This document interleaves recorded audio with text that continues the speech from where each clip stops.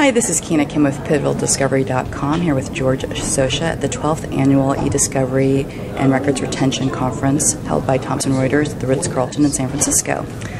George is going to share a little bit about his background in terms of how he got into eDiscovery. George? I was a brand new lawyer, right out of law school, showed up at my first law firm. They handed me a dictaphone and said, "See how technologically advanced we are." And I thought, this was in 1987. What have I done to myself? After a few months of struggling with the dictaphone, I brought in my Apple Macintosh, first month of production. Wow. Started typing memos and the like on that, printing them out, and handing the printouts to my secretary to retype on blank BS. Well, two things happened. One is I had a steady stream of partners and senior associates coming through my office telling me, lose the computer. Real attorneys don't type. But at the same time, I was one of just two attorneys in the whole firm. We ultimately had about 250 attorneys with a computer, which meant I became the IS department's best friend and most demanding user all at the same time. Within short order, I was given, I think because they really didn't value the role of IS very much anyway, as a young associate, I was given the responsibility to oversee all IT operations for the firm.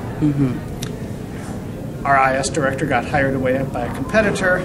I was told by the executive committee, take 2-3 hours a week and make this all work. It was full-time for a year. And trying to maintain a law practice. That's where I learned about things like backup tapes. Right. I had to deal with them on a daily basis. Coming off of that, then, we started to get our first electronic discovery projects in. This was about 1991, 1992, that time frame.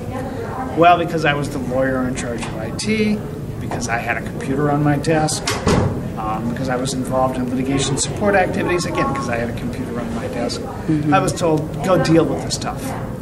I looked around, I could find at that time only 2 or 3 providers in the country. And I said to the partner in charge of the case, we were doing plaintiff's work on this case, mostly we did defense work. I said, look, there's some organizations out there who they do this stuff, this is what they do. Let's engage one of them. And he said, no way, we have to spend actual dollars for that. So he sent me off to first depose the IS director of the defendant. Totally botched that. And then yet another thing and another thing. And the more I tried to draw back from electronic discovery, the more I got pulled into it. So that by the time I left the last firm I was at in 2003, over half my billable time was electronic discovery. And at that point I had to make a decision. Return to being a real lawyer or focus on electronic discovery.